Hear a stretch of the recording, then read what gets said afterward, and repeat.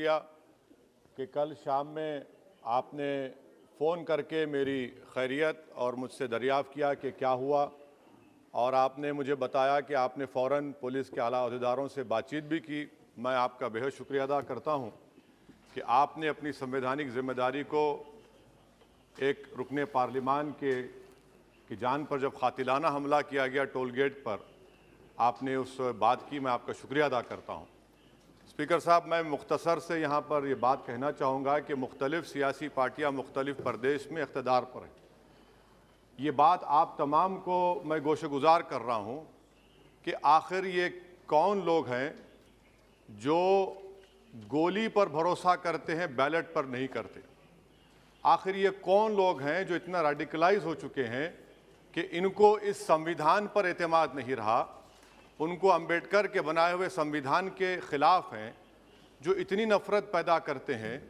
आखिर ये कौन लोग हैं? मैं इसको सियासी गुफ्तगू नहीं करूँगा, ये सब के लिए छोड़ रहा हूँ, क्योंकि जहाँ तक मुझे मालूम कि मैं 2 मरतबा का विधायक हूँ, 4 मरतबा का सांसद हूँ, और अगर इस तरह से अगर राजनीति आगे बढ़ेगी कि टोल गेट पर गाड़ी रुकती है और 4 राउंड गोलियाँ चलाई जाती हैं, आखिर इन नौजवानों को ये कैसे रेडिकलाइज हुए? और मैं सरकार से पूछना चाहता हूँ कि क्या उन्होंने ये रेडिकलाइजेशन सैयद कुतुब की किताब पढ़कर रेडिकलाइज हुए, अब्दुल्ला अज़ाम की किताब पढ़कर रेडिकलाइज हुए, या अयमन अल ज़ोहरी की किताब पढ़कर रेडिकलाइज हुए? इसीलिए मैंने सरकार से 2015 में कहा था कि इंटरनल सिक्योरिटी डिपार्टमेंट MHA में, उसमें तमाम मज़ाहिब के लोगों का एक काउंटर रेडिकल सेल बनाइए आप। और सर, ये रेडिकलाइज हो चुके हैं तो भारत की इससे राइट विंग कम्युनिज्म और टेररिज्म बढ़ेगा। मैं आपसे अपील कर रहा हूं कि जो गलती NDA 1 में की थी, आप वही करने जा रहे हैं। आपको नुकसान होगा, आपकी सरकार को नुकसान होगा, देश को तो, देश की सालिमियत को खतरा तो पैदा हो रहा है। सर, मैं आपके जरिए से सरकार को यह भी बताना चाहूंगा कि जिन लोगों ने ये रेडिकलाइजेशन किया है, आप इस पर गौर करिए, इन पर UAPA क्यों नहीं लगाते आप? अगर कोई स्पीच देता है, अगर कोई फेसबुक पर किसी क्रिकेट मैच पर किसी टीम की तायीद करता है तो UAPA लगता है। एक सिटिंग MP के ऊपर UAPA नहीं लगेगा सर। मैं सरकार पर छोड़ता हूं। सर, चौथी बात यह है कि रेडिकलाइजेशन की जब बात होती है, हमने यहां पर एक कांग्रेस के बड़े नेता से सुना कि 2 भारत हैं दौलत के एतबार से। नहीं सर, भारत की दौलत मोहब्बत है। भारत की दौलत पैसों की दौलत नहीं है, भारत की दौलत मोहब्बत है। हाँ, 2 भारत हैं, एक मोहब्बत पर जो पिछले कई बरसों से आबाद है, और एक नफरत पर भारत बन रहा है। तो क्या आप दौलत की भारत की मिसाल देंगे या मोहब्बत की भारत की मिसाल देंगे? अगर मोहब्बत की भारत की मिसाल देंगे तो उसमें आपको मेरी जबान को रोकने के लिए गोली चलाने की जरूरत नहीं है। इस 2 भारत को समझने की जरूरत है। सर, खत्म सर, मुझे खत्म सर सुनिए सर, मैंने करीब से 6 फीट से गोलियां देखी, मुझे बोलने दीजिए सर। हो सकता है कि कल दिन ना देखूं मैं। अगर मैं यहां पर नहीं बोलूंगा तो कहां बोलूंगा सर? आप मुझे प्लीज बोलने दीजिए। सर, मैं आपसे गुजारिश ये करना चाहूंगा कि आप हरिद्वार में, रायपुर में और इलाहाबाद प्रयागराज में मेरे बारे में क्या कहा गया, आपके नायबी की रिपोर्ट है ना, आप क्यों छुपा रहे उसको? देखिए, मैं मौत से नहीं डरने वाला हूं, हम सबको जाना है इस दुनिया से, बल्कि मैंने कह दिया कि मैं इस वतन में पैदा हुआ, मेरी मां की कोख से तो जमीन पर लिटाया गया।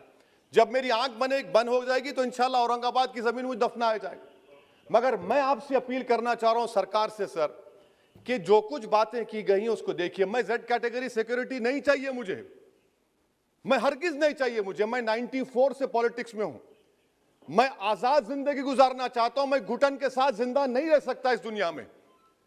मुझे जिंदा रहना है तो अपनी आवाज उठाना है, मुझे जिंदा रहना है तो सरकार किसी के उनके खिलाफ बोलना है, और अगर गोली लगती है तो मुझे कबूल है, मगर मैं घुटन की जिंदगी नहीं गुजार सकता सर। मेरा मानना यह है कि संविधान में अगर देश के गरीबों को, मजलूमों को, अल्पसंख्यक समाज को सिक्योरिटी मिलेगा तो मुझे मिलेगी। सर, आपकी चिंता हमें है ना सर, मैं इसलिए सिक्योरिटी दे रहे हैं सर आपको नहीं सर, देश के गरीब बचेंगे तो मैं बचूंगा। ओवैसी की जान इखलाक पीलू से बढ़कर नहीं है सर। ओवैसी की जान उस वक्त बचेगी जब गरीब की जान बचेगी। इसीलिए मैं आपके जरिए सरकार से अपील करना चाहूंगा कि सर, इस नफरत को खत्म करिए, इस नफरत को खत्म करिए और इस पर आप गौर करिए। मैं नहीं लूंगा सिक्योरिटी, मैं जेड कैटेगरी नहीं चाहता हूं सिक्योरिटी। मुझे ए कैटेगरी का शहरी बनाइए आप, मुझे ए कैटेगरी का शहरी बनाइए ताकि मेरी और आपकी जिंदगी बराबर हो। जब देश के प्रधानमंत्री पर सिक्योरिटी ब्रीच हुआ, अपोजिशन की तरफ से मैंने कहा था कि गलत हुआ, सब सेकुलर पार्टी के लोगों ने कहा कि ओवैसी तुम क्यों बोले। मैंने कहा नहीं, देश का प्रधानमंत्री मेरा है, सिक्योरिटी ब्रीच हुई तो एक्शन लेना चाहिए। मगर 4 मर्तबा के एमपी पर कोई 6 फीट के फासले से 4-4 गोली चलाता है। मुझे मौत है, हम सबकी मौत है, मगर मैं इन गोली चलाने वालों से डर कर खामोश नहीं बैठने वाला हूं। और मैं दुआ करता हूं कि उत्तर प्रदेश में पुरअमन पोलिंग होगी इंशाअल्लाह। उत्तर प्रदेश की जनता गोली चलाने वालों का जवाब बैलेट से देगी, नफरत का जवाब मोहब्बत से देगी और कमजोरों को दबाने का जवाब हिस्सेदारी से देगी। मेरी आपसे गुजारिश है सर कि मुझे जेड कैटेगरी नहीं चाहिए, मैं रिजेक्ट करता हूं। आप इंसाफ करिए सर, उस पर यूएपीए लगाइए। और इनके दिमाग कौन है? 2 लोग रेकी करते हैं, उनको मालूम कि मैं मीरठ किठौर से आ रहा हूं उस टोल गेट पर, और 6 फीट के फासले पर गोली चलाते हैं। तो आप देख लीजिए सर, आप सरकार के हवाले, अगर आप इंसाफ करना चाहें आप इंसाफ कर सकते, मगर रेडिकलाइजेशन आपको नुकसान पहुंचाएगा और इससे राइट विंग टेररिज्म बढ़ेगा। शुक्रिया सर।